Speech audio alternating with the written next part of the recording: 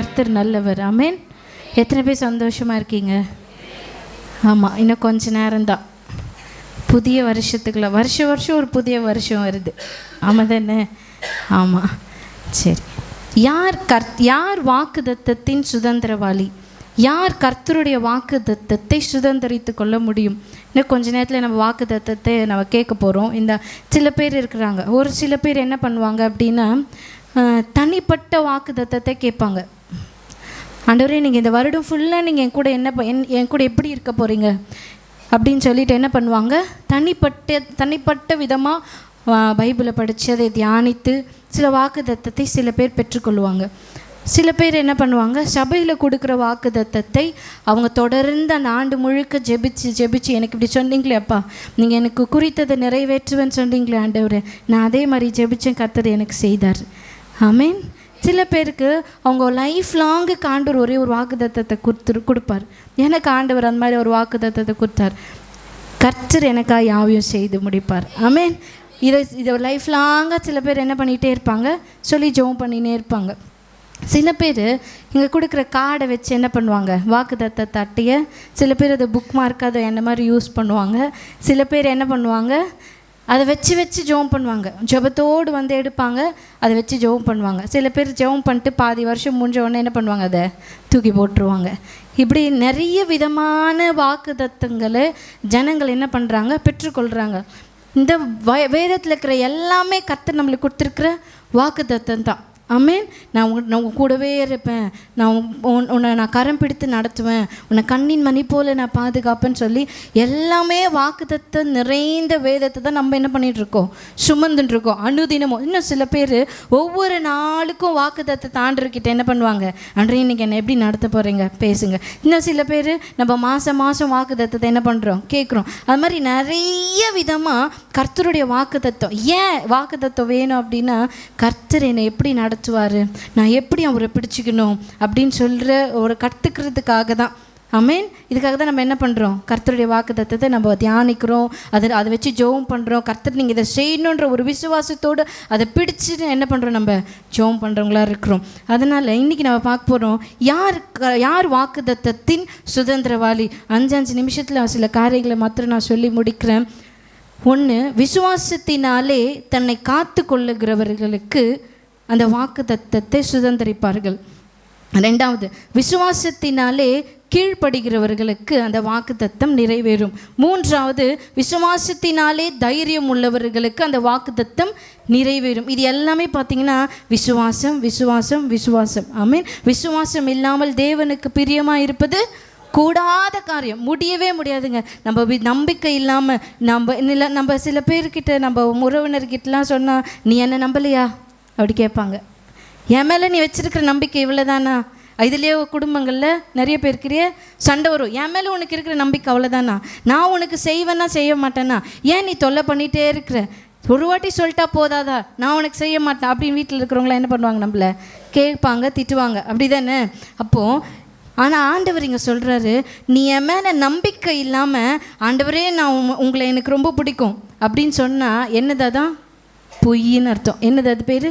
பொய். அதனால் நீங்கள் இன்றைக்கி கொடுக்குற வாக்குத்தத்தம், ஒருவேளை நீங்கள் தனிப்பட்ட விதமாக நீங்கள் ஆண்டவர்கிட்ட வாக்குத்தத்தத்தை கேட்டு வாங்குறீங்களா இருந்தாலும் சரி, இல்லை தினந்தோறும் கர்த்தர்கிட்ட ஒரு புதிய வாக்குத்தத்தத்தை பெறுகிறவர்களாக இருந்தாலும் சரி, இல்லை சபையில் கொடுக்குற வாக்குத்தத்தத்தை நீங்கள் சுதந்திரிக்கணும்னு நினச்சி அதை ஆண்டுதோறும் நீங்கள் அதை வைத்து ஜெபிச்சு அதோட சுதந்திரத்தை, அதோட நன்மையை நீங்கள் பெறுகிறவர்களாக இருந்தாலும் சரி, நமக்கு இருக்க வேண்டிய ஒன்று தான். என்னது?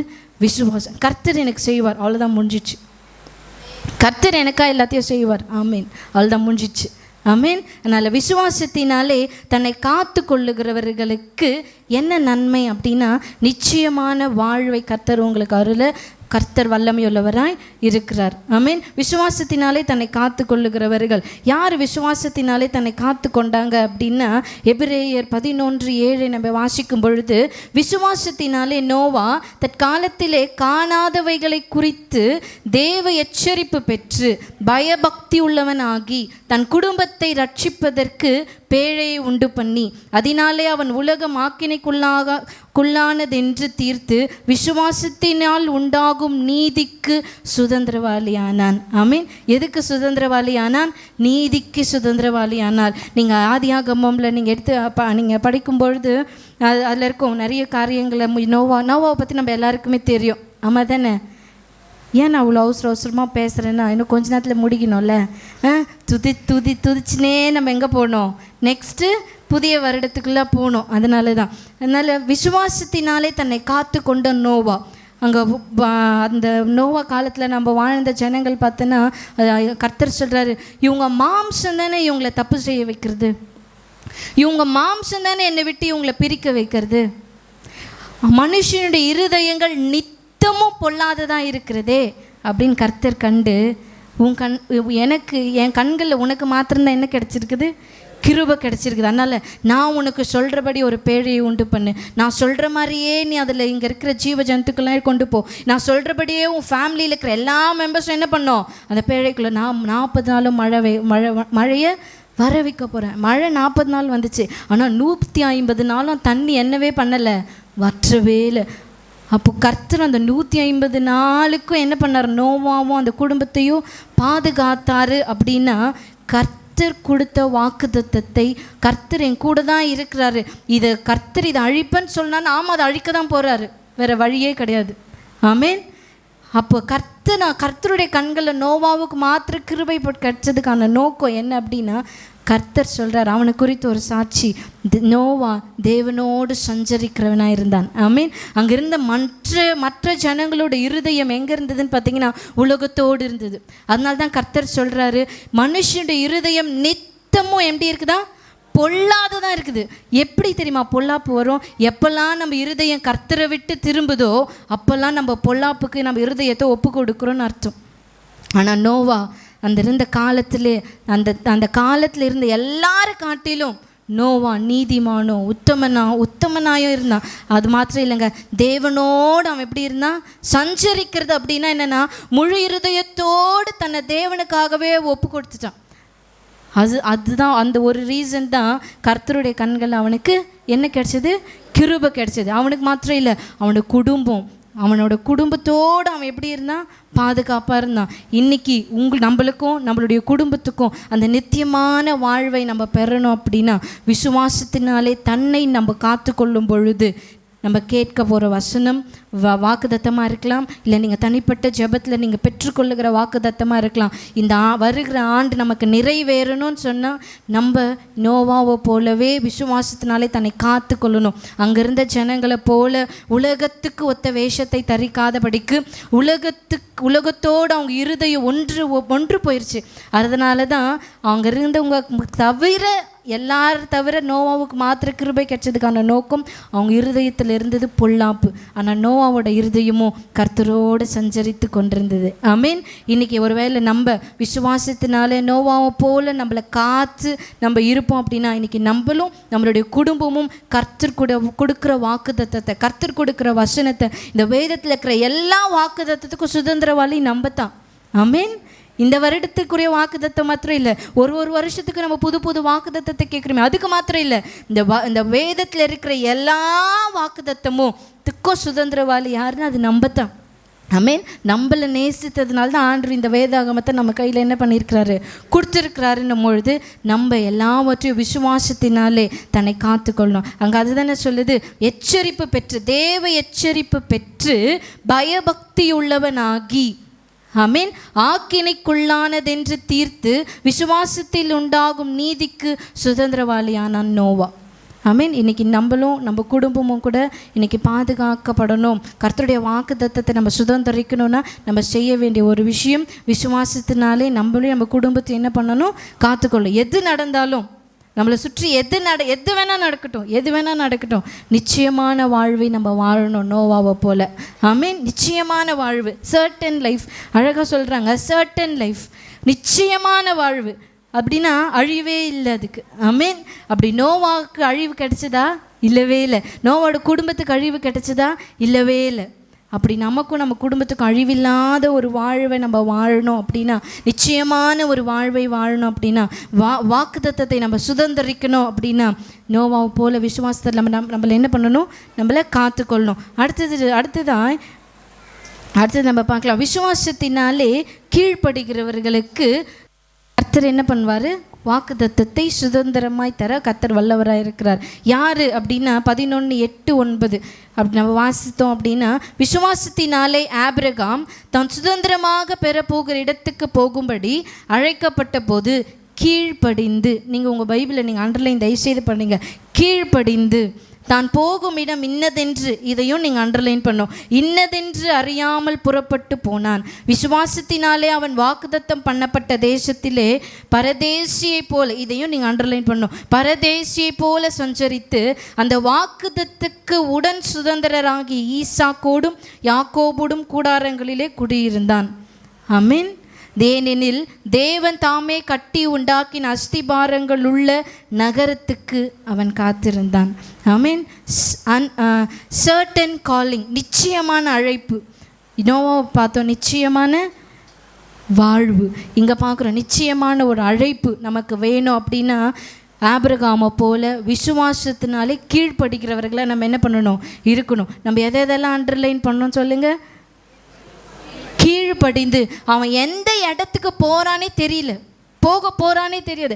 ஆண்டவர் என்னை எங்கே கொண்டு போக போகிறாருன்னு நம்மளுக்கு அவனுக்கு தெரியவே தெரியாது. ஆண்டவர் சொன்னார், உன் தகப்பனும் வீட்டையும் தாய் வீட்டையும் விட்டுட்டு நீ போ, புறப்பட்டு நான் எங்கே சொல்கிறேன்னு நீ அங்கே போ, அவ்வளோதான். அதாவது கண்மூடித்தனமான ஒரு நம்பிக்கை சொல்கிறாங்களே, அது இதுதான். இன்றைக்கி எத்தனை பேருக்கு ஆபிரகாம் போல் விசுவாசம் இருக்குது? நமக்கு இன்றைக்கி வாக்குத்தத்தத்தை நம்ம பெற்றுக்கொள்கிறோம், வேதத்தை படிக்கிறோம், வசனங்களை தியானிக்கிறோம், எல்லாத்தையும் பண்ணுறோம், துதிக்கிறோம், நிறைய செய்திகளை நம்ம கேட்குறோம், எல்லாத்தையும் பண்ணுறோம். ஆனால் ஆபிரகாமை போல் விசுவாசம் நம்மளுக்கு இருக்குதா அப்படின்னா கேள்விக்குறிதான். நான் இன்றைக்கி உங்களுக்கு சொல்கிறேன், ஆபிரகாமை போல் நமக்கு விசுவாசம் இல்லை அப்படின்னா இந்த பைபிளை நம்ம தூக்குறது என்னது? வேஸ்ட். அப்போ விசுவாசமே இல்லாமல் நான் என்ன பண்ணுறேன்? இதை சுமக்கிறது என்னது? வேஸ்ட்டு. விசுவாசமே இல்லாமல் நான் ஆண்டோட செய்தியோ வாக்குத்தத்தங்களையும் கேட்குறது நான் வேஸ்ட்டு. அதனால் ஆபிரகாமை போல விசுவாசத்தினாலே கீழ்ப்படிந்து கர்த்தர் நமக்கு என்ன இன்றைக்கி உங்களுக்கு கர்த்தர் வாக்குத்தத்தத்தை கொடுக்குறாரு அப்படின்னா நீங்கள் கண்டிப்பாக வீட்டில் போய் அதுக்கு முன்னாடி என்ன வசனம் இருக்குது, அதுக்கு பின்னாடி வசனம் என்ன இருக்குது, ஏன் கர்த்தர் இந்த வாக்குத்தத்தத்தை கொடுக்குறாரு, அப்போ இந்த வாக்குத்தத்தத்தை நான் சுதந்திரிக்கணும்னா நீங்கள் இந்த பைபிளை நீங்கள் எங்கே வேணால் நீங்கள் எடுத்து பாருங்கள். கர்த்தர் ஒரு வாக்குத்தத்தத்தை கொடுக்குறாருன்னா அதுக்கு முன்னாடியோ பின்னாடியோ ஒரு கீழ்ப்படிதல் இருக்கும். நீ இதை செய்தால் தான் நான் உனக்கு தருவேன்னு சொல்வார். நீங்கள் நம்ம பசங்களுக்கு சொல்கிறோம்ல, நீ படி நான் உனக்கு சாக்லேட் வாங்கி தரேன், நீ படி நீ கேட்குறதெல்லாம் நான் வாங்கி தரேன். எப்படி இன்றைக்கி நம்ம பிள்ளைகளுக்கு நம்ம சொல்கிறோமோ கர்த்தரும் இதே மாதிரி தான் நமக்கு சொல்கிறாரு. நீ இதை செய்தனா நான் உனக்கு இதை செய்கிறேன். கர்த்தர் சொல்கிறாரு, நீ உன் ஜனத்தை விட்டுட்டு உன் தேசத்தை விட்டு நான் உனக்கு சொல்கிற இடத்துக்கு நீ போ, அவ்வளோதான், முடிஞ்சிச்சு. அவன் கீழ்ப்படிந்து என்ன பண்ணார்? போனார். அதுக்கப்புறம் கொஞ்ச நாளுக்கு அப்புறமா நீங்கள் பார்த்தீங்கன்னா அவருக்கு வெளியே கூட்டின்னு வந்து ஆண்டு காமிக்கிறாரு, இந்த வானத்து நட்சத்திரங்கள் எல்லாம் நீ பாரு, இந்த நட்சத்திரங்களை போல உன் சந்ததி என்ன பண்ண வாக்குத்தத்தத்தை கொடுக்குறாரு. நான் உன் கூடவே இருப்பேன்னு சொல்கிறாரு, நான் உன்னுடனே கூட இருக்கிறேன்னு சொல்கிறாரு, உன் சந்ததி பழுகி பெருகும்னு சொல்கிறாரு. ஆனால் இன்னி வரலும் அவனுக்கு என்ன இல்லை? அப்போ வரைக்கும் இந்த வாக்குத்தத்தெல்லாம் ஆண்டவர் நிறைய கொடுக்குற வரைக்குமே ஆபிரகாமுக்கோ சாராளுக்கோ குழந்தையே இல்லை. அவங்க அந்த சொந்த இடத்த விட்டு வந்த போதெல்லாமே வனாந்திரம் தான், எதுவுமே நடக்காத மாதிரி தான் இருக்கும். தங்கறதுக்கு இடம் இருக்காது, சாப்பிட ஒன்றும் இருக்காது. வானத்தை போல நட்சத்திரம் போல உன் கடல் மணலை போல உன் சந்ததி பெருகும். எல்லா வாக்குத்தத்தமும் ரைட்டு தான். ஆனால் எங்கே, எது மூலமா, ஏன் இப்படின்ற கேள்வி நம்மளுக்கு வரும்ல. அன்றைய வாக்குத்தத்தத்தை குறிச்சிட்டிங்க, எப்போ நடக்கும்? அவசரம்.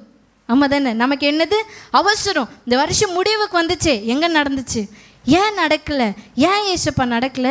அதுக்கு மாறாதானே எல்லாமே நடந்துன்னு இருக்குது. ஆனால் ஆபிரகாமுக்கும் இன்னைக்கு நம்ம படுற பாடியில் அதை விட 1000 மடங்கு பாடம் அன்னைக்கு ஆபிரகாமுக்கு. வனாந்திரத்தில் நடக்கணும், பசியில் நடக்கணும், எல்லாரும் எதனா ஒன்று சொல்லுவாங்க, அந்த பேச்செல்லாம் கேட்கணும். சாராளுக்கும் வயசாயிடுச்சு, எனக்கும் வயசாயிடுச்சு, குழந்தை இல்லை, எப்படி வானத்து நட்சத்திரங்களை போல பெருக பண்ண முடியும் சந்ததியை? கர்த்தர் சொல்றாரு, பயப்படாத. ஆமீன். என்ன சொன்னார் ஆண்டவர்? பயப்படாத. கர்த்தர் இன்னைக்கு உங்களை பார்த்து சொல்கிறாரு, எப்படியா எந்த வாக்குத்தத்தம் நமக்கு வந்தாலும் அது நடக்காத மாதிரி தாங்க இருக்கும், ஆனால் நடக்கும்.